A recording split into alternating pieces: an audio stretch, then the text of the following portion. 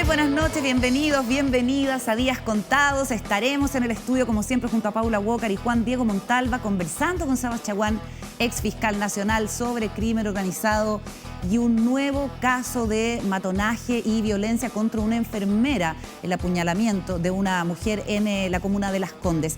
Además, recibimos al profesor sociólogo Carlos Ruiz, conocido como el ideólogo del Frente Amplio, para hablar de la marcha del gobierno y del lugar de la izquierda en este momento en nuestro país y también en el resto del continente. Quiero que nos detengamos en una de las controversias que se suscitó el fin de semana y tiene que ver con el anuncio de Televisión Nacional de poner en pantalla una serie dedicada a la joven Ámbar Cornejo, que a los 16 años fue asesinada por su padrastro y con participación de su madre. Ambos están condenados y están presos. Desde las organizaciones feministas esto es visto como algo impresentable y exigen a Televisión Nacional incluir en su línea editorial los parámetros correctos respecto de la violencia contra las niñas, los niños y los adolescentes. Dicen, la violencia y el asesinato de una niña no puede convertirse en un show. En el canal reconocen que hubo un error en la comunicación de la primera parte de la campaña. Dicen que este es un asunto en desarrollo, que todavía tiene que ser visado por el directorio, así es que nada está del todo decidido en este asunto que obviamente tiene que ver con uno de los crímenes más terribles que recordemos en el último tiempo. De hecho, hoy hubo una manifestación de la agrupación de Justicia por Ámbar y lo que piden es no revictimizar a su hermano y, por supuesto, a la joven asesinada. Aquí comienza Días Contados, contamos todo, contamos con todos.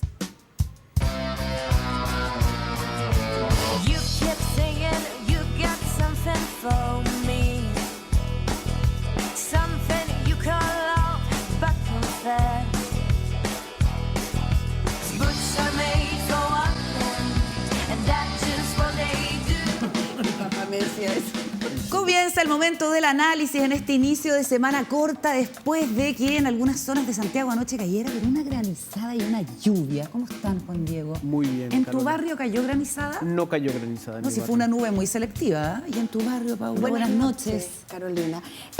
Agua. Solo agua. Solo agua. Es siempre Harta positivo, agua. pero fue un aguacero importante. Sí. ¿Ah? Y frío. Oye, el fin de semana del Guarelazo, para quienes han seguido esa teleserie. El fin de semana también de una nueva celebración del Día del Orgullo, con 100.000 personas marchando por las calles de Santiago y varias otras en otras ciudades del país. Y la participación de un vehículo policial, ¿viste? Sí, hubo un vehículo de carabineros con el arco iris de la diversidad sexual. Y me pareció muy notable, como a mí lo conversamos en la pauta de indagar cómo surgió esta idea, cómo se implementó, si hay una unidad de diversidad sexual. Mira lo que es interesante, la gente sacándose fotos con ellos, apoyando la iniciativa Carabineri. Hay confianza, por lo menos, entre estas personas. No, a mí me parece una muy buena decisión. Y la Radio Patrulla. Es muy bien interesante. Sí. Es una decisión inteligente, Paula. Sí, y es súper comunicacional. O sea, hace toda la diferencia. Es acercar carabineros a la masa. Claro, muy bien. Hace toda la diferencia. No, hace toda la diferencia identificarte con grupos de personas que ¿se acuerdan que en algún minuto era como las minorías?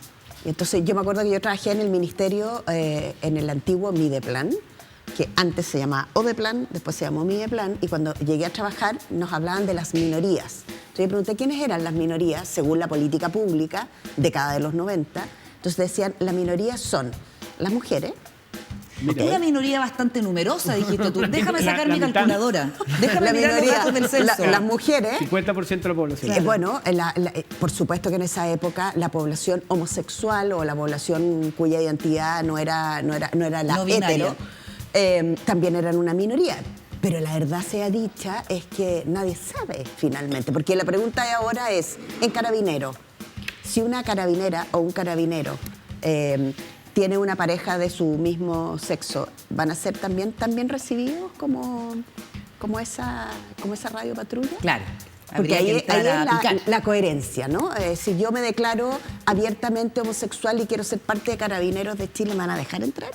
Ese es el paso que viene. Debe haber carabineros que son homosexuales. O sea, seguro que sí, obviamente. Pues. Si el tema es cómo son tratados y cómo son recibidos en la institución. Pero felicitemos Radio Patrulla Multicolor. No, y habría que ver realmente, porque me acuerdo que alguien hacía un comentario similar la otra vez cuando en el metro se prendieron las luces de la diversidad sexual y preguntaba qué política de contratación de personas trans, por ejemplo, o de las diversidades sexuales tiene la empresa Metro. Mi impresión, porque no tengo el dato, es que todas estas empresas e instituciones importantes sería muy impresentable que no lo tuvieran después de todo el agua corrida bajo el puente, digamos. Pero claro, falta el dato, o por último debieran poder ellos mismos relevarlo si es que tienen una política de inclusión más allá del arco iris y las luces, etc. Claro, la cosa efectista, ¿no? Sí, totalmente.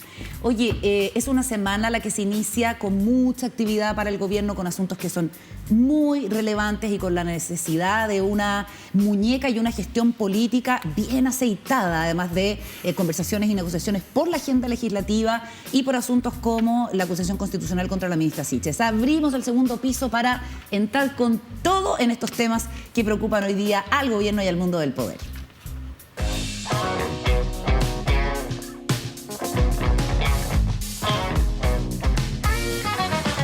Oye, esto de que los miembros de la comisión que va a analizar el mérito de una acusación constitucional se sorteen por tómbola es una cosa realmente increíble. Infartante. Es que es infartante, yo también encuentro, y es como un concurso de algún Ahora, tipo. la manera de hacerlo, me parece un buen método. Es A que mí me gusta el claro, azar. ¿Te gusta el azar? Se inhabilitan quienes son firmantes de la acusación constitucional. Recordemos que en este caso esto lo empujó la bancada del Partido Republicano. La acusación contra Isquia. Y la acusación, contra la ministra del Interior, Isquia Siches, por distintos asuntos, entre ellos retirar las querellas por la Ley de Seguridad del Estado, por no haberse querellado contra Héctor Yaitul cuando hizo un llamado a la resistencia armada, en fin. Y hoy día se sorteó la comisión, que sabemos en todo caso que no es vinculante. O sea, si la comisión sanciona a favor el informe de la acusación, después la Cámara puede votarlo como mejor le parezca. 3 UDI, un independiente pro Evópoli y un independiente pro Partido Comunista. Digo, puede que se entusiasmen a lo mejor estas bancadas de Chile Vamos, que en su momento no estuvieron por firmar la acusación, y que lo vean como una oportunidad política, Juan Diego. Sí, ahí la derecha no ha estado muy clara respecto a cuáles son las posiciones respecto a las acusaciones. Y en ese sentido yo creo que ha sido afortunada cómo han actuado en los dos casos anteriores, que es intento con Isquia y hubo otra acusación. Y las dos no fueron aprobadas. ¿Otro intento de acusación? Sí, hubo 2 intentos de acusación. Pero a lo que voy que en su momento las dos fueron desestimadas. Sí. Cosa que en un contexto bastante complejo de inauguración de gobierno me parecía que daba lugar a desistirse de esa acusación. Sí, yo no le encuentro ninguna posibilidad a la acusación constitucional. O sea, creo que es una acusación que está empujada por un grupo de personas con un pensamiento bastante extremista, como son los representantes del grupo de los republicanos. Y creo que siendo una herramienta propia de la democracia, la verdad es que yo adelanto que no va a tener ningún buen futuro. Me parece sí mucho más interesante, así que la acusación constitucional yo creo que no va a tener mucho futuro. Va a quedar grabado. Sí, bueno, después diré que me equivoqué, sin problema. Pero yo creo que eso no va a cundir. Sin embargo, yo creo que el ministro Giorgio Jackson tiene esta semana un desafío mayor. Y el desafío que tiene es justamente alinear a la mayor cantidad de parlamentarios posible para renovar el estado de excepción para las zonas, para la Araucanía. Pero en particular creo que su desafío es lograr cuánto de las 10 personas que en la votación pasada se le fueron del Frente Amplio los puede volver a traer y pedir, en este sentido, apoyo para su gobierno. Y yo creo que ese es un desafío muy grande que tiene el ministro Jackson. Dicho sea de paso, le han hecho harto bullying en el Parlamento. Le están pegando con fuerza. No me preocupa, fíjate, es como ha quedado después, sabemos, Fidel Espinosa, de Urresti, 2 senadores socialistas. Partido Socialista. Le han pegado duro y lo que ha quedado se ha revelado, y sobre todo después de su entrevista el domingo en Tolerancia Cero, se ha revelado, fíjate, que no tiene ningún costo pegarle a Giorgio Jackson, cosa que en política es muy mala señal. Porque tú cuando hay ministros que se le ha pegado, ¿me entiendes? Tú le pegabas, pero rápidamente el tipo recibía el golpe de vuelta y le decían, calladito más bonito. Sí. El mejor ejemplo es Urrejola, la canciller, sí. que coincidió en que hubo una nota hecha en un diario, que no me acuerdo, por eso no lo menciono. La rivalidad entre el segundo piso y la Cancillería con la visita a Estados Unidos. Y entonces al día siguiente la canciller, que es del Partido Socialista, aparecía con toda la bancada de senadores y diputados del Partido Socialista apoyándola al día siguiente. Y al otro lado, Lucía Damer, que es una persona, hasta donde yo entiendo, sin partido político, aparecía como bien sola. En política, como dice Juan Diego, efectivamente el apoyo político de los partidos viene a ser súper importante. A Jackson nadie lo apoya. Yo creo que le están haciendo harto bullying a Jackson. Y en mi opinión, harta envidia yo veo ahí. ¿No? Bueno, la juventud, la innovación. Muy mal antecedentes también. A mí, gente del Parlamento, del Congreso, era comentario de cómo se le había ocurrido colocar a Giorgio Jackson de secretario general de la presidencia, que era una persona que no tenía muy buenas relaciones con los parlamentarios, con sus compañeros en 2 periodos que estuvo como diputado. Sí. Oye, tenemos declaraciones de Giorgio Jackson. Escuchemos parte de lo que dijo y a la vuelta seguimos comentando porque se suman las críticas al interior del socialismo democrático. Ministro, ustedes llegan al poder como un recambio, no solamente generacional, sino que en términos también de una crítica a la élite gobernante del país de los últimos 30 años. Un episodio como el del gabinete Irina Karamanos de esta semana, que coincide con un derrumbe del gobierno en las encuestas que hemos conocido. ¿Qué tanto cree que afecta, qué tanto le pega en la credibilidad de este gobierno como una renovación ética o como un gobierno que no iba a repetir malas prácticas del pasado? Yo creo que afecta. Afecta porque errores no forzados como ese, un error administrativo que ya se mencionó, que se corrigió inmediatamente, apenas se tuvo acceso a la información, esto tuvo una resolución que lo reemplazó. Ministro, perdóname decirle algo. Ustedes hablan de error administrativo que se corrige apenas se tiene acceso. Esto es una resolución exenta del 31 de marzo. Pero apenas salió la opinión pública, se supo por parte del comité político, nosotros inmediatamente por 2 meses y medio, nadie del comité político, nadie tuvo acceso. ¿El presidente tampoco supo? Nadie del comité político tuvo acceso a esa información hasta que se divulgó, se tematizó, se resolvió al día siguiente. El presidente nunca supo. Así comentaba el domingo en el programa Tolerancia Cero el ministro Giorgio Jackson lo que ha ocurrido con Irina Karamanos. Hay distintas interpretaciones de cuán grave es esta situación como hecho político. Lo cierto es que la semana pasada vimos críticas bastante duras, incluso destempladas, uno podría decir, de senadores socialistas, específicamente de Alfonso Durresti y de Fidel Espinosa contra Giorgio Jackson. Y la explicación que se daba es, bueno, lo que pasa es que el ministro Jackson de alguna manera colaboró o no hizo nada por evitar que el Senado desapareciera. Pero la verdad es que en las últimas horas también han aparecido declaraciones de parlamentarios que no están en el Senado y que le hacen un llamado incluso de manera respetuosa, como ha dicho Marcos Gilavaca del Partido Socialista o Raúl Soto, que es el presidente de la Cámara de Diputados del PPD, en el sentido de que Giorgio Jackson converse con ellos. También es una crítica que se da al interior de Chile Vamos.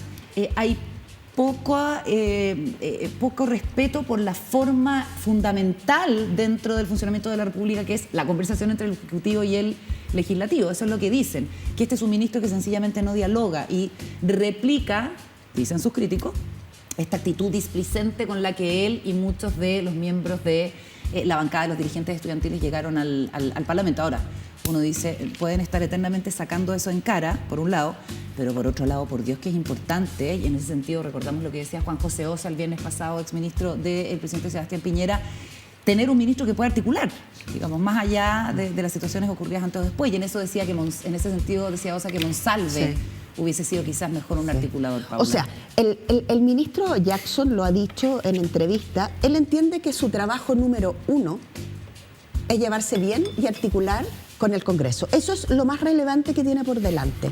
Si eso es así, él tendrá que hacer todo tipo de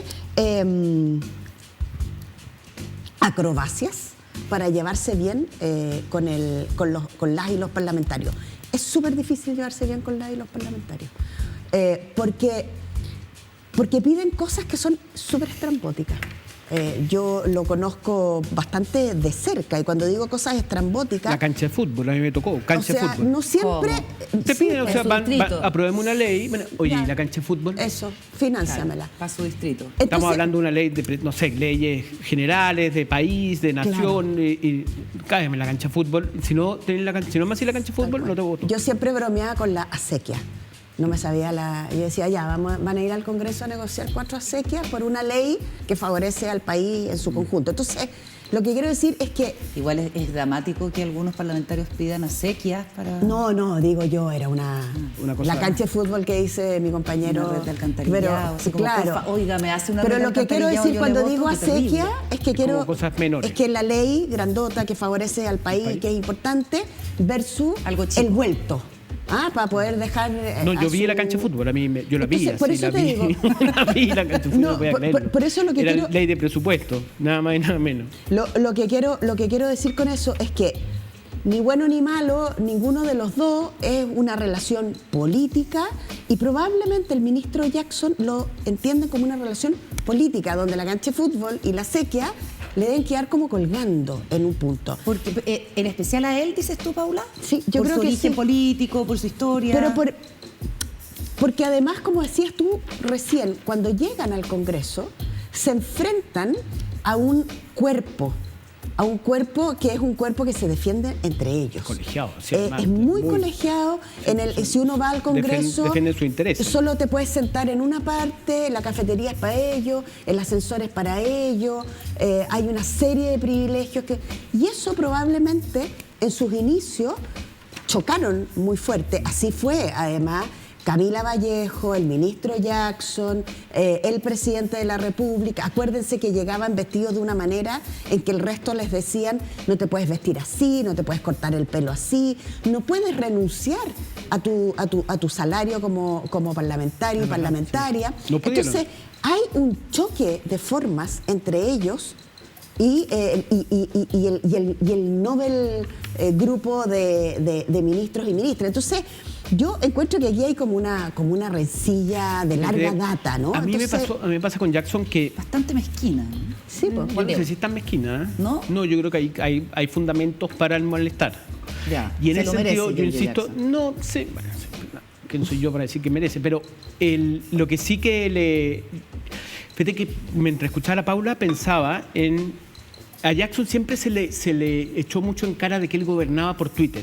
De que tú llegabas con Jackson a hablar una propuesta y él decía: sí, yo voy con esa propuesta, te apoyo, principalmente en la reforma de educación. ¿Ah? Muéstrame tu like. No, pero obviamente cuando empezaban a criticarlo, a hacerle bullying, él se echaba para atrás. Era muy... si bien en ese momento, cuando él era diputado, tuvo el Twitter como la manera en que se manejaba respecto a las decisiones que tomaba política, yo creo que hoy día le falta a Jackson cuál es ese público sobre el cual él se maneja. Claro, porque lo vamos a hablar después con Carlos Ruiz, obviamente, pero probablemente cuando era diputado sencillamente no creía en el valor de las conversaciones fuera del ojo público, quizás, o las conversaciones, la cocina, si se quiere. Y entonces después, por mantenerse como fiel. Claro, a su pero hoy día fanaticada, eso no sirve. Cuando tú eres diputado y tú eres parlamentario, ellos siempre te dicen, cuando te dicen, típico, de hecho, en una entrevista que le hice a Monsalve este fin de semana, le dije: bueno, ¿y cómo es ahora? Usted fue diputado, ahora llega a tocar guitarra, ¿cómo ha sido el traspaso al Poder Ejecutivo? Me dijo: mira, uno con diputado tiene una difícil tarea, que es mantenerse en el poder y mantener lealtad con su base.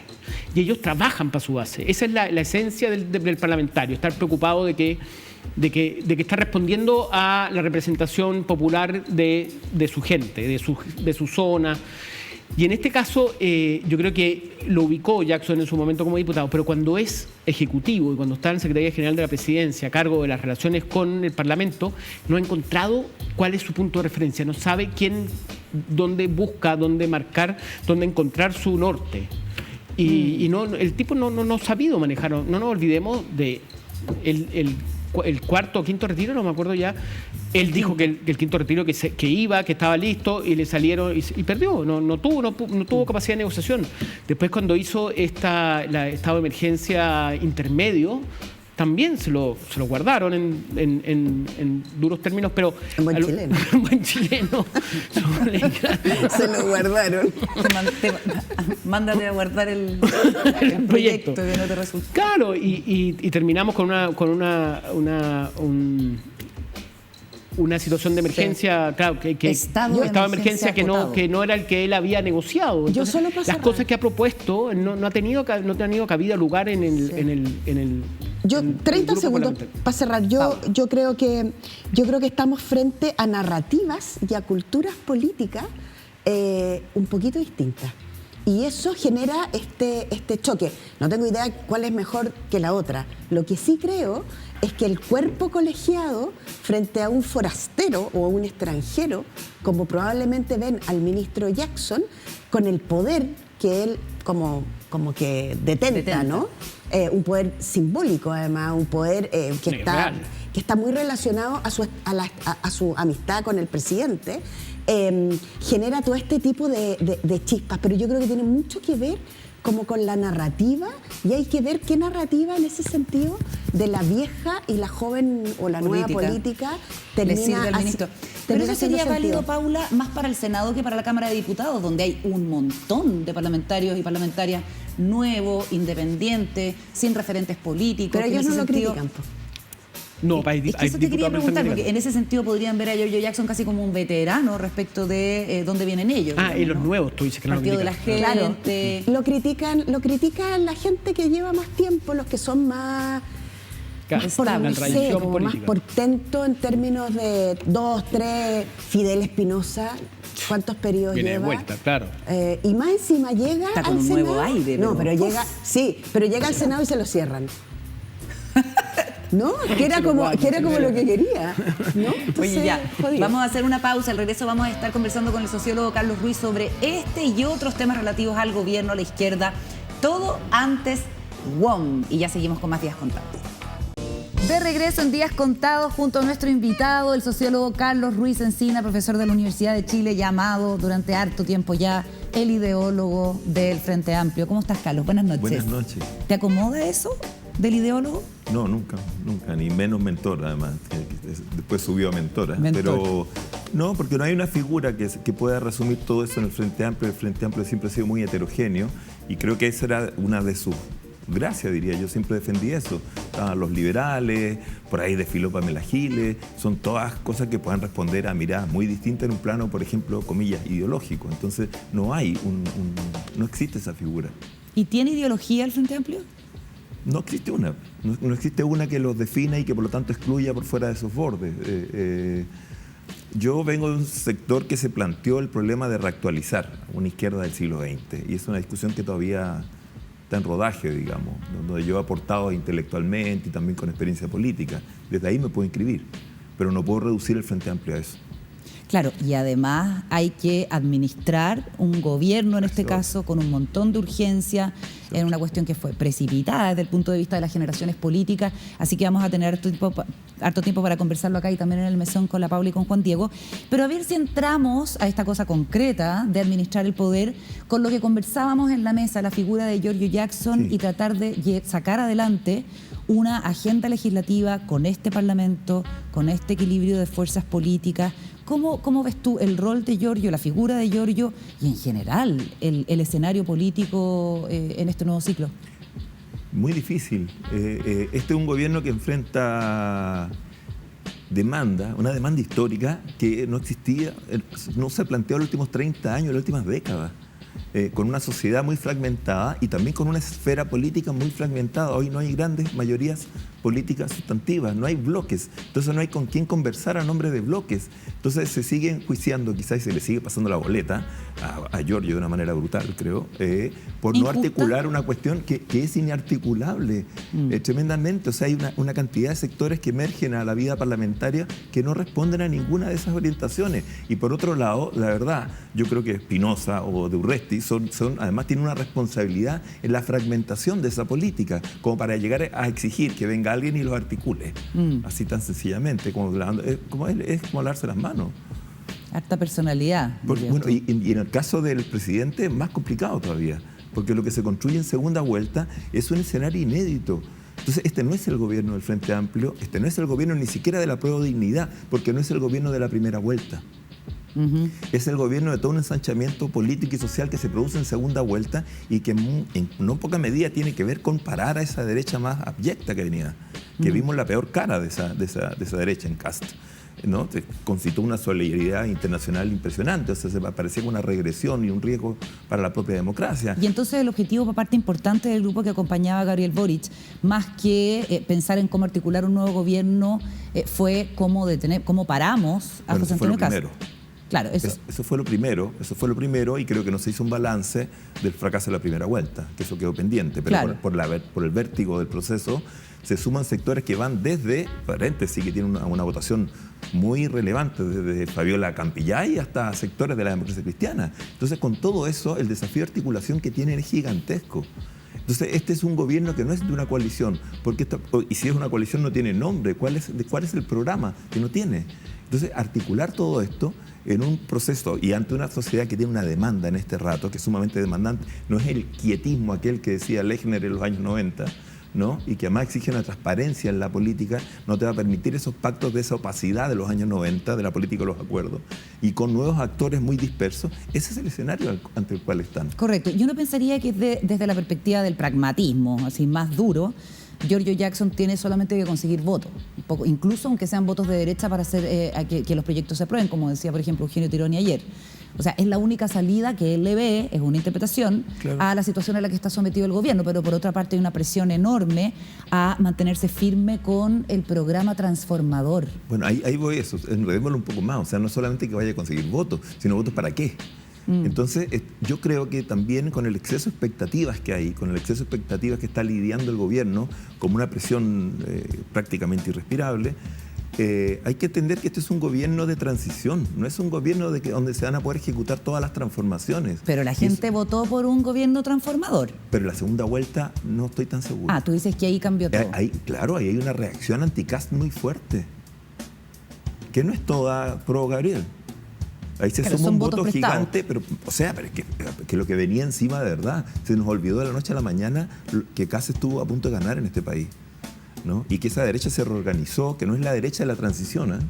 Que no es la derecha de la UDI, de RN y de los bloques que podían conversar o no, y que hasta cierto punto incluso aparecía, no sé, por un empresariado como en un liderazgo como el de Juan Claro y buscaban ciertos acuerdos, nos gusten o no. No, este es un empresariado que está mucho más en pie de guerra, con Sutil, ¿no? En una campaña terrible por el rechazo, interviniendo encima de la política, ¿no? Con ciertos conglomerados empresariales con una actitud también mucho más beligerante, los medios de comunicación, sobre todo el Mercurio y otros también con una actitud muy beligerante, ¿no?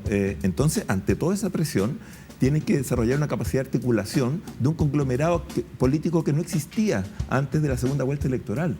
Entonces es importante, ahí hay una transición y me parece que es importante poder clarificar qué transformaciones se pueden impulsar en el corto plazo y cuáles no, cuáles van a tomar quizá una década. ¿Y cuáles se deberían impulsar en el corto plazo? Porque esto además confluye en estos destinos cruzados con el trabajo de la Convención Constitucional. Bueno, entonces, Carola, ahí yo creo que no es solamente tarea del presidente, sino que los partidos tienen que sentarse a dialogar. Porque yo no le puedo decir al Partido Socialista, yo no le puedo decir al PPD, yo no le puedo decir al Partido Comunista, yo no le puedo decir a la Revolución Democrática, o etcétera, etcétera, etcétera, cuáles son y cuáles no son. Se tienen que sentar a conversar para ver cómo le van a dar forma a un conglomerado. De lo contrario, esperar que solamente estos jóvenes lo hagan todo solos ellos, me parece que es absolutamente fuera de lugar.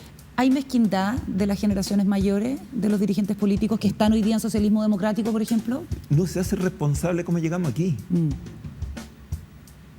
Si el octubre del 2019 no lo inventaron estos jóvenes. ¿Tú dirías que entonces, las dificultades del gobierno, por ejemplo, los malos resultados en las encuestas, que realmente sube un poquito, primero de junio sube un poco Gabriel Boric, en fin, pero básicamente la ciudadanía mayoritariamente reprueba la conducción del gobierno, se debe en gran parte a las responsabilidades no asumidas de quienes están cogobernando?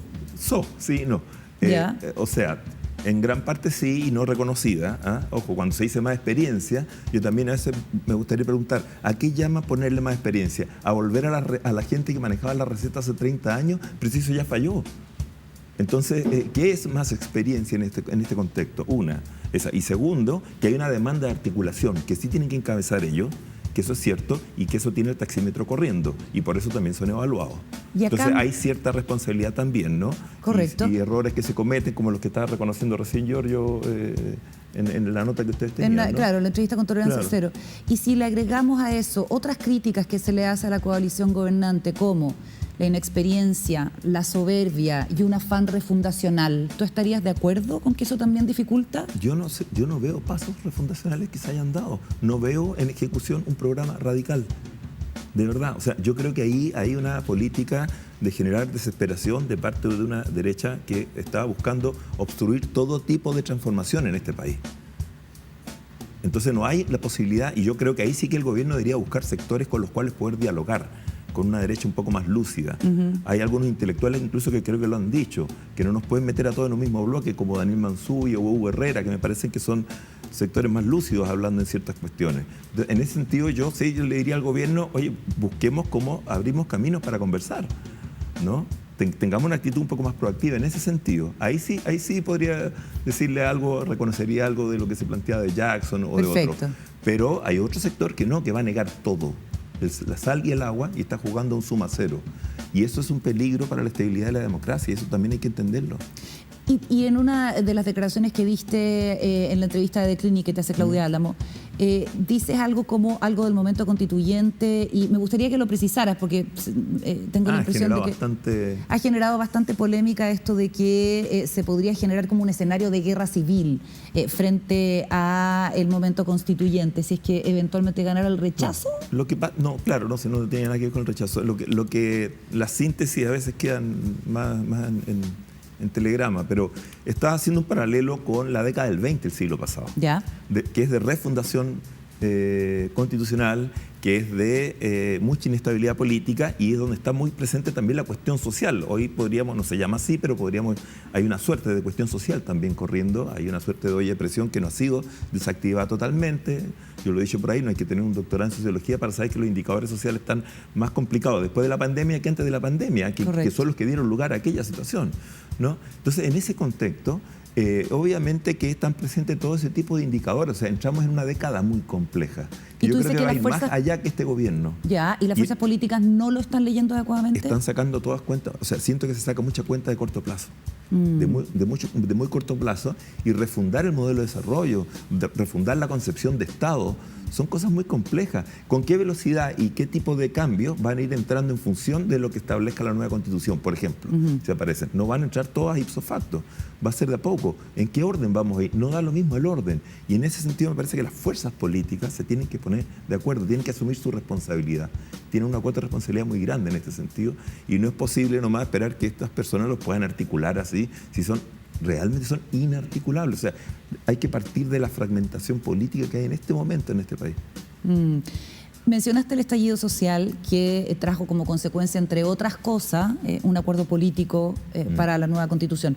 ¿Tú crees que se necesitaba una respuesta constitucional, visto hoy en perspectiva, para poder procesar las evidentes dificultades y los evidentes desgastes y el evidente derrumbe al interior de la sociedad chilena y el modo en que venimos coexistiendo? Porque hay gente que hoy día dice, parece que no era necesario la respuesta constitucional de cara, digamos, a la controversia que genera el trabajo de la convención.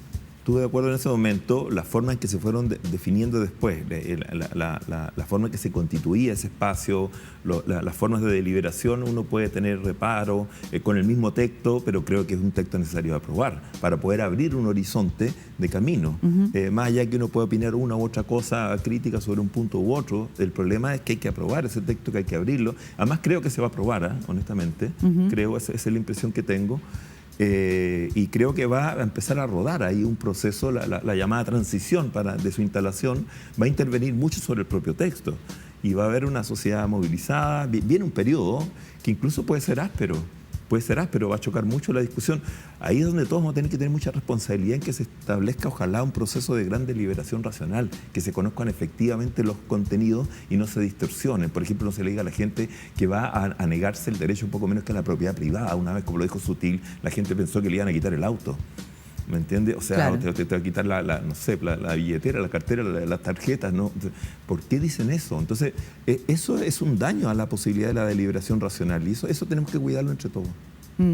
Oye, vamos a pasar a la mesa a conversar con Juan Diego y Paula Walker. El ministro Jackson reconocía en esta misma entrevista en Tolerancia Cero que el rechazo podría complicar el avance en el programa del propio gobierno. Entonces, por una parte está el resultado de la convención del plebiscito de salida constitucional y por otra parte también está la espalda política o la articulación política y el apoyo que tiene, en cuánto puede apoyarse el gobierno en definitiva en su coalición. Carlos, analicemos este titular, que es una noticia que da cuenta de una propuesta del senador RD Juan Ignacio Latorre. Frente Amplio, un solo partido, el plan estratégico de Latorre para unificar la cuna política de Boric. Es decir, RD, Comunes y Convergencia Social, además de los movimientos Unir, Fuerza Común y Plataforma Socialista, se unirían en un solo partido político para sustentar de mejor manera el gobierno del presidente Boric. ¿Qué te parece eso? Todo lo que colabore con articular de la mejor forma a las fuerzas políticas que van a trabajar en este rato frente a la coyuntura que viene, sobre todo de aquí a principios de septiembre, yo lo saludo y lo apoyo. Ahora, si eso es posible resolver en una articulación orgánica única, es una decisión sumamente compleja que solamente pueden resolver las direcciones de sus partidos con sus militancias. Entonces, es muy difícil, creo que estas cosas cuando se quieren hacer se resuelven por vías de llamados de prensa. Corresponden a deliberaciones de esas comunidades. ¿Porque puede ser leído como un intento de hegemonía de redes sobre el resto? Por ejemplo, pero puede tocar muchas sensibilidades respecto a los procesos que cada uno de esos partidos está viviendo. Entonces eso tiene que resolverlo. Ahora, el tema de fondo sí me parece totalmente loable. Te presento a Juan Diego, a Paula, que se nos unen a la conversación. Hola, ¿cómo estás? Buenas noches, Carlos. ¿Partes tú, Juan Diego? Parto. No, yo coincido en el análisis tuyo sobre que hay una derecha que fue realmente aplastada con la candidatura de Kast. O sea, yo creo que realmente, y que Chaguán lo ha hecho pésimo en términos de tratar de revivir esa izquierda, esa derecha que era esa derecha que era de más razonable, más liberal. Y los sectores UDI, tampoco el liderazgo UDI ha logrado de alguna manera articular ese partido como para generar una opción frente a lo que son los republicanos. Sin embargo, Fede, yo creo que el enemigo de Boric, y justamente por lo que hablábamos de las críticas a Jackson, el enemigo de Boric yo no lo veo tanto en la derecha. De hecho, yo siento una ausencia de la derecha como oposición. A mí me impresiona. O sea, yo creo que de verdad la derecha no ha movido la aguja durante estos 3-4 meses en términos de ser una oposición activa. O sea, tenemos una acusación constitucional presentada por los republicanos en contra de Izquierda, pero la verdad sabemos que no tiene mucho fundamento. Claro, bueno. A mí me preocupa más la capacidad que tiene de articular, ¿me entiendes?, dentro del propio de la coalición que se formó en la izquierda. Yo no quiero decir, es que después me puse a pensar que el peor enemigo de Allende fue la izquierda. Bueno, la derecha obviamente le hizo el golpe, pero la izquierda fue muy dura internamente. Yo creo que no es el caso. No creo que estemos así, pero me preocupa que dentro de la coalición hay muy poca armonía. No, que el fantasma Edwards vuelve a aparecer. Pero yo lo siento así, el fantasma Edwards, digamos. Tú dices del Mercurio de aquella vez. Del sector económico. Y de los Edwards que hicieron la guerra del Pacífico en este país también, digamos, de paso. Un poco más atrás. ¿Tú crees que hay de eso ahora? O sea, hay una actitud muy beligerante, muy beligerante. Ya, pero una cosa es una actitud beligerante y otra cosa es una operación política, como pasó en los medios. Absolutamente. Bueno, yo no tengo datos. No sé si Kissinger está recibiendo en este rato a alguien. O el Kissinger del siglo XXI. No, yo sé, pero me refiero a las reuniones que hubo ese tiempo que se desclasificaron 50 años después. No, pero yo voy a otro tema. Hay que llegar a un momento de articulación política en este país para ver qué tipo de transformaciones se pueden ir impulsando, en qué orden y con qué profundidad. Y en este rato los interlocutores de esa articulación política, de esa comunicación política no están claros. Ya no van a ser los Correa y los Valerinos de los años 90. Porque en los dos lados se hundió el régimen político de la transición. Se hundió esa derecha, por un lado, que yo creo que desde este otro lado, desde que yo hablo, hubo muy poca capacidad de lectura de lo que pasó en las primarias de esa derecha. Y tú te fijas que Sichel le gana a los 3 partidos sumados. Eso fue muy fuerte. Yo creo que si hubiésemos hecho apuestas aquí, nadie habría ganado pensando que Lavín iba a caer del modo en que cayó. De verdad que fue brutal. Después Sichel cayó solo, la verdad, no tenía que... Y eso le abre el camino a un liderazgo como el de Kast, que es totalmente distinto a las conductas de derecha que se conocían en los últimos 30 años. La Concertación. Ahora tú miras del otro lado. La Concertación también se hunde, venía cayendo, pero se acelera la caída de la Concertación de una manera brutal. Y quien pasa a la segunda vuelta es Boric. Entonces, ¿cuáles van a ser entre estos dos mundos los puentes de comunicación, contacto, para poder empezar a resolver una crisis social y política que hay en este país que todos la conocemos, ¿no? Y que es inédita en su profundidad, ¿no? Entonces, ¿quiénes van a ser los actores que van a decantar como los nuevos ejes del diálogo y en qué términos? Y como te insisto, frente a una sociedad que es más demandante de transparencia, frente a la política, que es mucho más exigente frente a la esfera política, que no tiene esa pasividad que tenía en los años 90. ¿Carlos? Ese es el cuadro. Creo. Es súper interesante ver tu reflexión sobre el triunfo de la derecha y la miopía de las izquierdas, porque se embriagan con el triunfo. Total.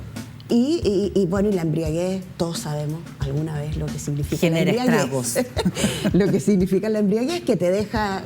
Pero en ese sentido yo quería hacer ese punto. Pero a propósito de eso te quiero preguntar, en tu opinión, ¿cómo debiera ser o cómo está siendo la izquierda del siglo XXI? Nuestra izquierda chilena.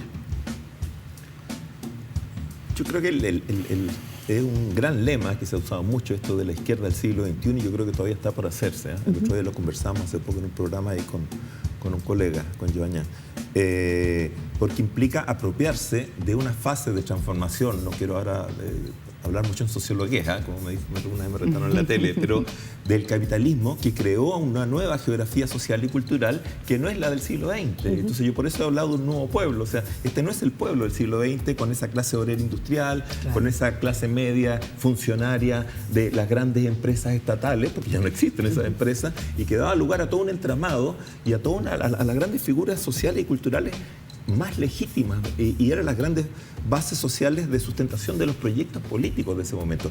Esos sectores ya no están. Entonces, en lugar de eso, tiene un trabajador nómade de los servicios, tiene una feminización del empleo brutal, generó una cantidad de cambios en la estructura familiar, lo que ya el censo del 2002 hablaba de la proliferación de los hogares monoparentales, por ejemplo. El Leviatán, el Estado no se dio cuenta nunca de eso, nunca construyó respaldo. Eso, la jefatura de hogar ahí crecieron todos los movimientos feministas. Las inmobiliarias se dieron cuenta de eso, paréntesis, ahí cambiaron la oferta de departamentos, claro. Pero eso también te trae una crisis en los viejos sistemas de autoridad. O sea, se deteriora la vieja figura, por ejemplo, del sustentador masculino. Pero además cambia las condiciones de la adolescencia y la niñez. No es casual que se estén receptores. Cambia toda la estructura de la sociedad. Frente a eso, una izquierda tiene que actualizar sus idearios emancipadores. No puede seguir con aquellos que eran de aquel momento, donde, por lo menos por poner un problema rápido así, en ese momento los proyectos de igualdad sacrificaban la libertad, la autonomía individual. Hoy mucha de la gente que marchó demanda, a la vez que demanda derecho social universal, que podría ser una respuesta más Estado, que es la respuesta típica de la izquierda, te demanda también autonomía individual. Y fíjate que con ese tema, nuestra tradición le cuesta mucho más lidiar. Entonces, hoy la ecuación libertad, igualdad, va a haber que resolverla de otro modo, frente al siglo XXI, frente a este nuevo pueblo. Y eso todavía está por andar. Carlos, la precarización, lo que se ha llamado en algunas partes el precariat y el salariat también, que está como a punto de caer a la precarización. ¿Tú dirías que es central para definir al nuevo pueblo del siglo XXI, como le llamas a la bajada de tu libro, Octubre Chileno, la irrupción de un nuevo pueblo? Exactamente. O sea, yo enfatizaba mucho que lo que apareció ahí viene rodando desde el 2006, desde el 2000. Por ejemplo, otro tipo de trabajadores, los subcontratistas. ¿No? Ya en el 2007 aparecían los subcontratistas y chocaban contra los trabajadores de planta. No sé si se acuerdan ustedes esos apedreos de buses. Ya, pero eran trabajadores contra trabajadores, pero era como un siglo peleando contra el otro. Eso ya venía rodando, por lo menos 15 días antes, 15 años antes. Después tú dices los ambientalistas, pero los ambientalistas no son los verdes alemanes, son anti-extractivistas, o sea, pelean contra los excesos de un modelo primario exportador, que los deja sin agua, que los deja sin... sucio. Otra cosa. Entonces, bueno, es paréntesis, eso también tiene que ver con la crisis de la Araucanía, no solamente se va a resolver con tanquetes, yo creo que hay que resolver eso, el tema de las forestales, etcétera. Bueno, entonces, ante toda esa situación, empieza a aparecer, claro, porque precariedad siempre ha existido, pero esta es otra pobreza, hoy se habla de una pobreza post-miseria, paréntesis, que no es la vieja pobreza, digámoslo como se le decía antes, a patapelá. ¿no? Claro. De la fonola. Es con zapatos. Exacto, pero porque hay otras formas de exclusión, hay otras Con formas deuda. de precarizarte la vida. Bueno, la deuda se convierte en una suerte de extensión del salario, eso yo lo he dicho, ¿no? O sea, ya no es el crédito nomás de, por ejemplo, que trabajó muy bien Mulián en los años 90, que era el crédito del consumo, el ciudadano credit card, el consumo me consume. Hoy la gente paga con una tarjeta SMR déficit de protección social porque paga deudas educativas con CMR, paga al dentista con CMR. O sea, exacto, pero son déficits de protección social, ¿me entiendes? Entonces es distinto, o sea, se convierte en una suerte interviene en la reproducción básica de la vida cotidiana. Entonces es otro tipo de crédito ya el que estamos teniendo. Y con proceso de bancarización forzada, Chile tiene una tasa de bancarización más alta que hay, entran en todos los estratos. Banco Estado. Eso. Banco Estado. Y CMR. Pero Banco Estado con la cuenta RUT fue importante en... Ahora, o sea, en bancarizar a mucha gente. Ya, pero entonces ahí se crea otro conflicto social que no tiene representación política. Entonces, ¿cómo termina? Judicializado. Entonces más del 70% de las causas que había en los tribunales civiles eran por deuda. Y no eran por deudas de consumo. Eran por estas deudas de reproducción social. Entonces, eso no tiene expresión. Entonces, la gente cuando explota, lo que hace es una demanda de reconocimiento contra una situación que siente negada. Yo no pensaría que la convención es respuesta a eso. Bueno, ¿Lo ves como una solución o más bien como es una gran nueva oportunidad tensión? de ajustar la institucionalidad chilena, que viene de una estructura social y cultural del siglo XX, a esta nueva geografía social y cultural, porque esa institucionalidad ya no da cuenta de este nuevo Chile. Paula. Quiero retomar, nosotros venimos conversando hace unos días de que el gobierno del presidente Boric es un gobierno que se ha autodefinido como un gobierno ecologista, se ha autodefinido como un gobierno feminista, es también un gobierno reformista y en un punto es un gobierno que le toca la transición entre una constitución y otra, gane el apruebo o gane el rechazo a estas alturas. Por lo tanto, la pregunta a propósito de lo que conversabas recién con la Carola es, si este llega a ser un gobierno de transición entre un momento y otro, ¿cuáles debieran ser, en esa lógica de lo que tú describías, sus 2 o 3 prioridades? Yo digo una, por ejemplo. Sí. A mí me parece que la seguridad hoy día es una prioridad gigantesca para el gobierno, pero no hacer lo mismo que se venía haciendo. Tienen que reconceptualizar la seguridad. Exacto, absolutamente, tal cual, porque además tiene que hacerse cargo además de los déficits de integración social que la avalan. Bueno, tú hablas de la tanqueta, que si la tanqueta que está en el sur es la misma tanqueta... Claro, que le cambiaron la rueda y son mejores ahora. Claro. No, la que estuvo Piñera. Es la misma tanqueta. Entonces, solo para retomar, si es un gobierno de transición, ¿cuáles debieran ser los énfasis de ese gobierno de transición entre un momento y otro, tan relevante como una constitución que se apagó y una constitución que van a hacer de alguna forma? Yo creo que en definitiva eso lo tienen que terminar de resolver las fuerzas políticas que están sosteniendo este gobierno. Uno puede opinar, pero... Sí, por cierto. Es una opinión. No, pero quiero subrayar el punto porque creo que no lo están haciendo. Aquí yo creo que hay una irresponsabilidad de los partidos, de la dirección de los partidos. Y eso entonces termina en una sobrecarga a las figuras del gobierno. Claro, los han dejado solos. Totalmente. Pero totalmente. Entonces después es muy fácil que estos senadores como Durresti o Espinosa reclamen. ¿Y viste qué han hecho? No, además lo que dices tú de alguna manera, ellos son responsables del decaimiento que tuvo la concertación. O sea, justamente deberían de estar tratando de no seguir el desangramiento. ¿Cuáles van a ser las prioridades que se van a consensuar? Sería un tema. Pero yo sí creo que tiene que ver con aquellas que intervienen sobre todo en la exclusión social. Muy fuerte. O sea, la forma en que, por ejemplo, la educación se ha construido como un vehículo, o sea, así como las AFP producen pobreza, porque gente que no era pobre, cuando se jubila pasa a quedar debajo de la línea de pobreza, o sea, es una máquina que produce pobre, la educación produce desigualdad. Produce fragmentación, o sea, desde que tú entras a cierto circuito educativo vas derecho a quedar en ciertos clústeres sociales, absolutamente. Y te va a costar mucho salir de uno o de otro, porque lo que compras son, sobre todo cuando pagas, son sistemas de socialización. Y esos sistemas de socialización son cerrados, claro. Después van a ser tus amigos, los que van a trabajar en ciertas empresas, acceder a ciertos centros recreacionales, vacacionales, a ciertas comunidades eclesiásticas, etcétera. Por supuesto. Te casas entre igual. Entonces, ese mecanismo de cierre social tan fuerte que en lo que se basa todavía un sector de la sociedad chilena muy tradicional, casi semifeudal, digámoslo así, es lo que chocó y explotó como el abuso.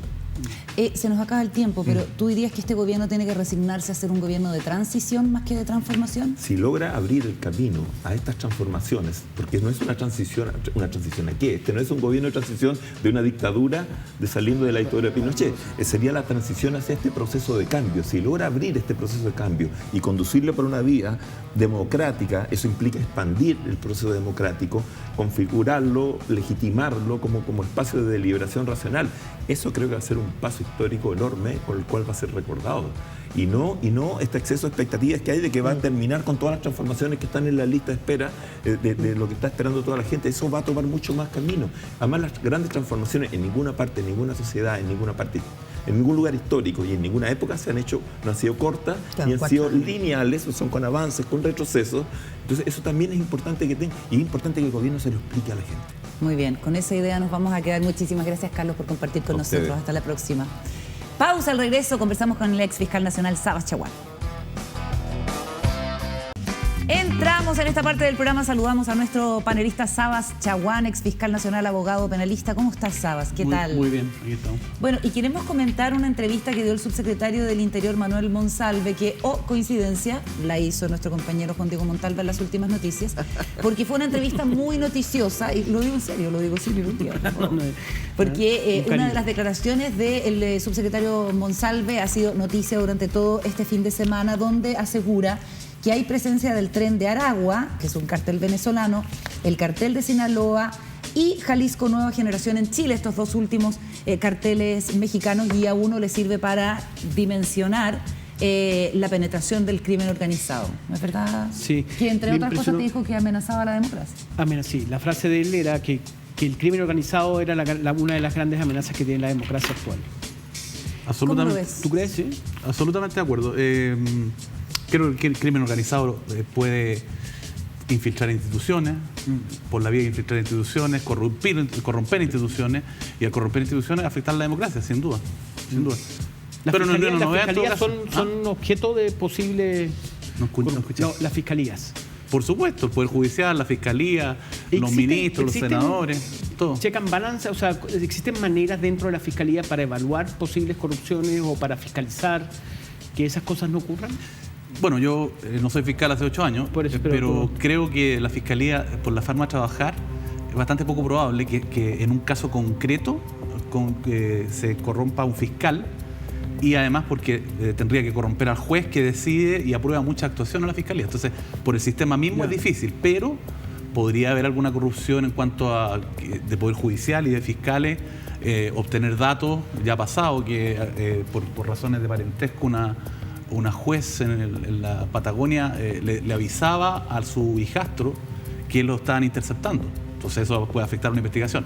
Ahora, una gran corrupción, como está organización criminal muy peligrosa de Brasil, se me olvidó el nombre. Funciona de la cárcel. Sí, que funciona desde la cárcel y lo dirigen desde la cárcel de alta seguridad, que aparece que mandó a matar al fiscal paraguayo que estaba investigando el tráfico de drogas. Que estaba en su luna de miel y lo mató en Colombia, en un resort. O sea, el nivel de penetración de ese que es un cartel, que se me olvidó el nombre, lamentablemente, es muy preocupante. Y ahora lo que dice el subsecretario del Interior, ya lo había dicho de alguna manera el jefe de la unidad de droga de la Fiscalía Nacional el año pasado, que tiene un observatorio del narcotráfico que se creó cuando yo estaba en el cargo, y dijo que había penetración de estos carteles mexicanos en Chile. No hay ninguna novedad. Y además, o sea, hace 8 años. O sea, no, hace el año pasado. Ya, porque estábamos viendo este titular. Tú dices que no es novedad. ¿Eso quiere decir que la autoridad política no está diciendo nada nuevo? O, yo creo que no es novedad. El periodista no era tan bueno. No, el periodista claro. No preguntó bien. No, pero yo me refiero a que no es novedad que haya una penetración. Ahora, el nivel de penetración lo manejan seguramente la autoridad encargada de seguridad pública, en este caso el subsecretario y la ministra de Interior, y las policías y la fiscalía. Pero que ha habido penetración, ha habido vínculo. Hace más de un año se incautó un container entero con droga que venía con los logos de uno de los carteles mexicanos. O sea, sí, es una penetración, porque además los mexicanos no van a mandar el container despreocupadamente y no va a haber nadie acá coordinando la recepción. Sí. Sabas, por tu experiencia como ex fiscal, hace 8 años, como decías recién, 8 años después, y a propósito de tu experiencia como fiscal, ¿hay una reforma pendiente en la Fiscalía? ¿O hay distintas cosas que la Fiscalía podría hacer y que no se está haciendo hoy día? ¿Por qué no nos cuenta cuáles son las 2 o 3 cosas más relevantes que la Fiscalía debiera implementar para hacer frente a un escenario que está claro que se ha ido modificando con los años, que hay una penetración del crimen organizado que antes no existía? Sin ir más lejos, contratar un sicario, antes parecía como de ciencia ficción y hoy día, por lo que vamos a conversar después, parece ser una opción que incluso puedes encontrar en internet. Entonces, ¿qué es lo que hay que hacer desde la Fiscalía o qué cosas están pendientes por llevar adelante? Bueno, el sicariato siempre existe. ¿Y está tipificado? Sí, en el Código Penal de 1874 está el sicario como una causa de homicidio calificado. Matar a alguien por promesa o remuneratoria, o sea, por pago, sicariato. Pero lo que pasa es que ahora está, como dice Paula, está mucho más extendido, o sea, es mucho más habitual. Yo sería un presuntuoso que, estando afuera, yo estoy como profesor y abogado, le dé consejo a la Fiscalía, pero tengo un par de ideas y una no es nada nueva, digamos. De hecho, empezamos cuando estábamos en la Fiscalía del año 2009 a trabajarla, que es una Fiscalía supraterritorial contra el crimen organizado, el gran narcotráfico, grandes delitos económicos, que pudiera actuar en todo Chile. Los fiscales pueden actuar en todo Chile, pero requieren una coordinación, requieren un aviso al fiscal regional del lugar donde van a ir, etcétera, y actúan.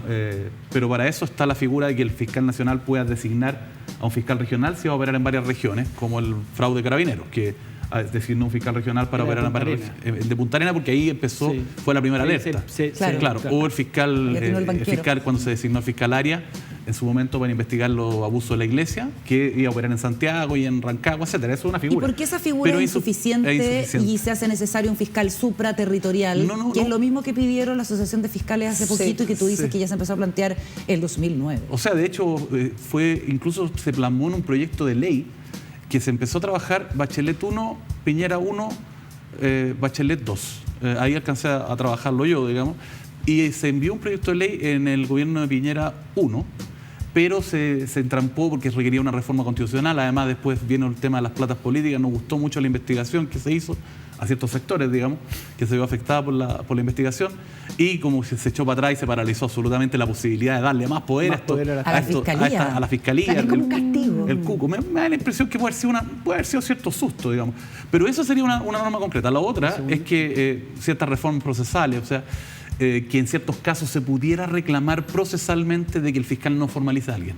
Estoy pensando en delitos económicos, etcétera. Otra la ha planteado el propio fiscal Abbott, que no se espere necesariamente que ciertos servicios como impuestos internos tenga que presentar querella para que pueda la Fiscalía ampliar la investigación. Pero viste que el director nuevo dice, nosotros no vamos a tener la exclusividad, la Fiscalía también la puede tener. No, él dice que sí, es como fue, pero no lo dijo así. Lo que pasa es que ellos siguen teniendo por ley la exclusividad del inicio de la acción penal. Tendría impuesto interno. Tendría que haber un cambio en la ley. Claro, por querella por denuncia. Lo que hizo la actual administración de impuestos internos fue volver a la doctrina anterior de impuestos internos, que es en consonancia, digamos, con el Código Procesal Penal, presentar querella contra, no sé, la señora Walker, el señor Montalva, la señora Urrejola y contra todos quienes resultan responsables.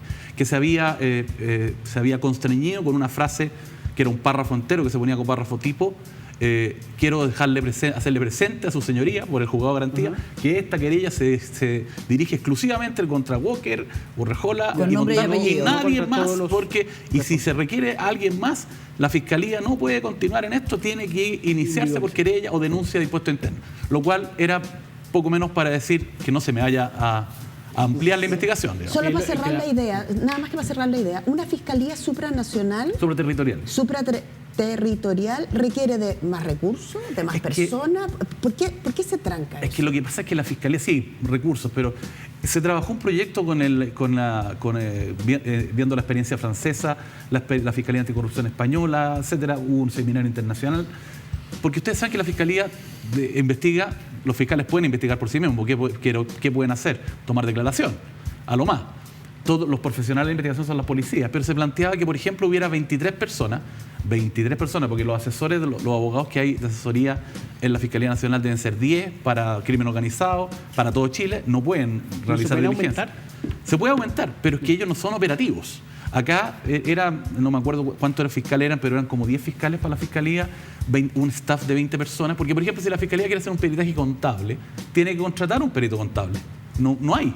Hay 2 que dan las opiniones primordiales, asesoran en las investigaciones, pero tiene que contratar perito contable, no tiene. Entonces, ese tipo de cuestiones tiene que encargárselo a la Policía de Investigaciones y a Carabineros eventualmente, pero era la idea de poder operar supraterritorialmente en colaboración con los fiscales de cada región, porque en la región hay fiscales muy buenos, ¿no? Sabas, tú fuiste, siendo fiscal nacional, el que tomó el caso Penta, de mal uso de las platas ilegales, financiamiento ilegal de las campañas políticas a partir SQM, de delito, Penta y Corpesca. SQM, Penta y nada Corpesca. Más y nada menos.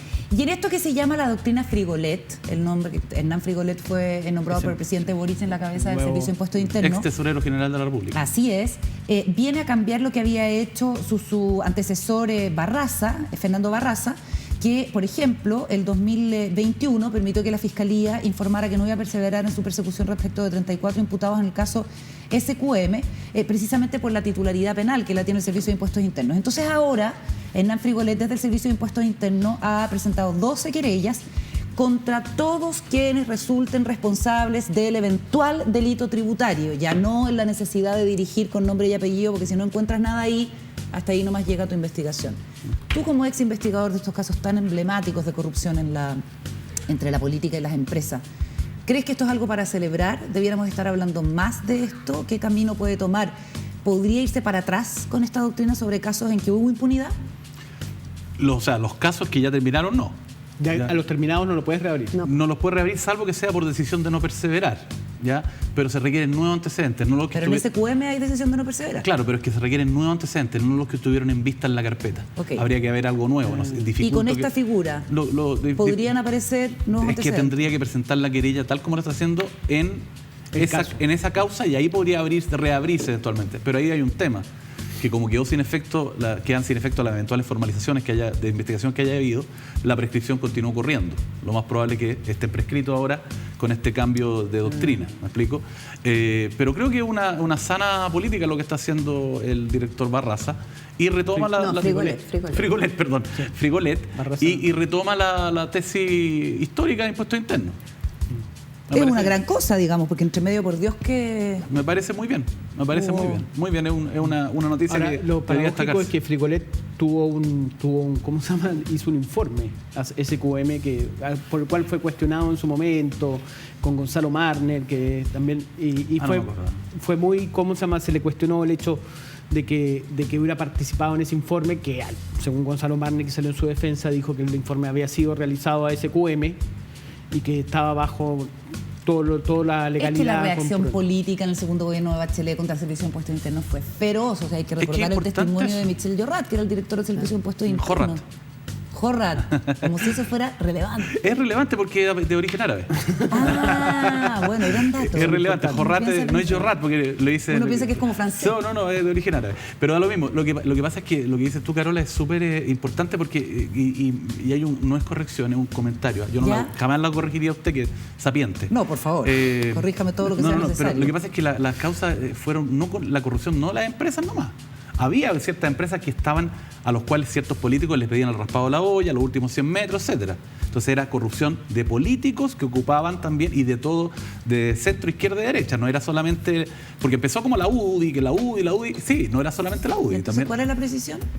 Es que la corrupción no era solamente de empresas, sino que de políticos. De empresas y políticos, dije yo. No, se te olvidó político. Pero bueno, por eso dije que no hay corrección.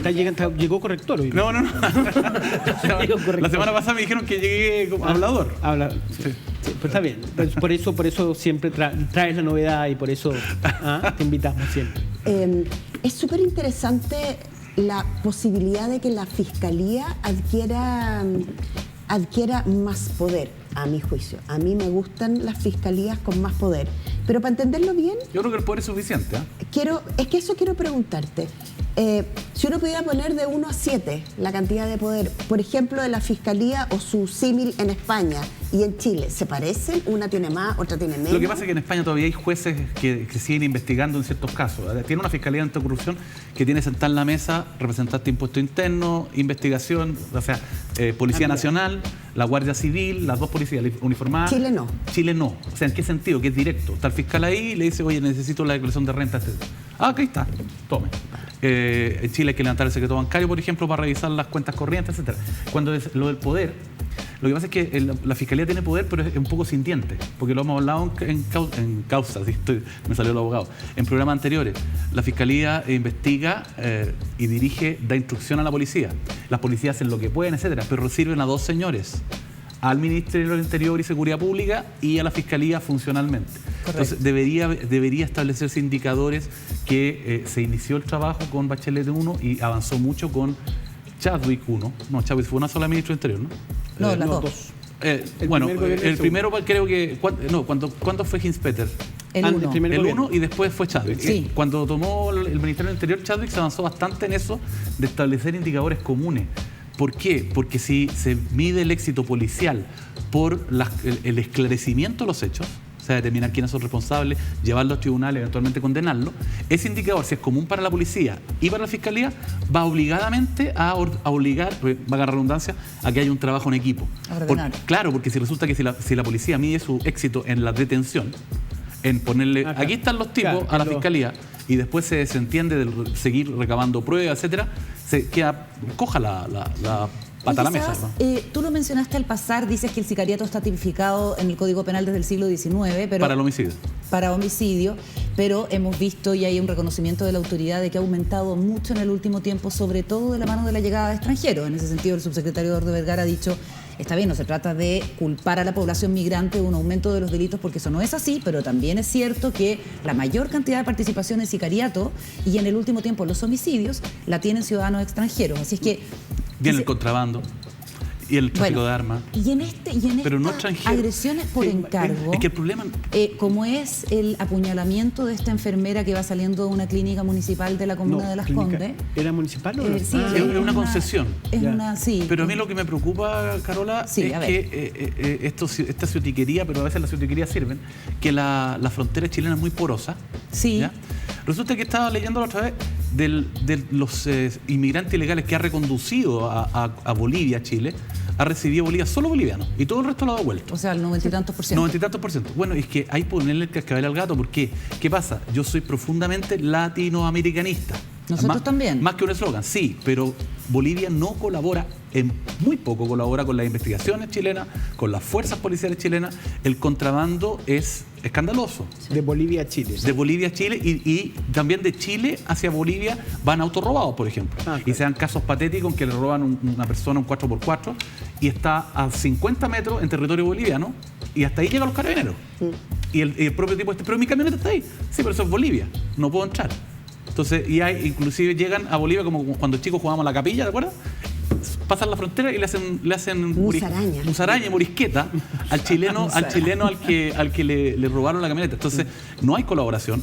Cuando es un poco autorreferente, pero cuando tuve yo fiscal, y no por mi labor, o sea, yo la dirigí, pero se recuperaron 100 y tantos vehículos. En Bolivia. Desde Bolivia para acá. Fue un agregado policial, estuvo en toda Bolivia. Aquí hay 10 en el Beni, que es frontera con Brasil, aquí hay otros 10, etcétera. Pero, perdonen lo coloquial del término, pero el filete no lo devolvieron. La Fiscalía Boliviana tenía un Mercedes-Benz chileno, robado en Chile. Oye, el presidente Gabriel Boric inició a todo esto una visita hoy día a lo que llamamos la macrozona norte, pero... Con su frontera porosa. Nosotros con su porosa frontera, no solamente con Chile, digamos la frontera de Bolivia también con los otros países. Brasil, con Paraguay, y con Argentina. Hace frontera con 5 países, Bolivia. Pero nos interesa volver a lo que plantea la Paula y lo que plantea yo, el tema de la enfermera que sobrevive al ataque y dice, cuando me empezaron a apuñalar, miraban la foto en el teléfono a ver si era yo. Claro. O sea, evidentemente era una cuestión por encargo. Había recibido amenazas de sus compañeras de trabajo. Está el caso de 2 enfermeras que cometieron suicidio en el hospital Gustavo Frique de Viña del Mar. Afortunadamente, esta chica que tenemos en pantalla se está recuperando, pero el padre ha salido a decir categóricamente aquí hubo una cuestión por encargo. La Paula señala que en internet uno se mete y dice, no sé, asesinato por encargo, qué sé yo, amenaza por encargo. Esa es una cuestión... Todo indica que parece que había un encargo. todo indica que parece que había un encargo. Si lo está mirando es porque alguien se lo encargó. Y el sicariato puede ser por promesa de algo o porque le pagaron. O porque está enamorado de la... Claro. Es que eso es lo que parece, claro, que ahora para las disputas más sencillas, como un tema de, oye, esta mina me quitó la pega, voy a contratar a un sicario. Sí, eso da la impresión. Ahora, no creo que esté desatado, pero el problema es que hay un fenómeno desatado, o sea, comparado con 10 años atrás, sí, aumentó exponencialmente. Esa es la impresión que tengo. Antes no existía, ahora existe. Desatado. Existía. Balearon a un tipo en una discoteca en el centro de Santiago. Existía, pero no era tan extendido. Siempre ha habido baleos en discotecas, etcétera, y también tráfico de drogas, pero ahora hay mucho sicariato, como tú dices, y eso es preocupante. Entonces se exporta y se copia lo peor.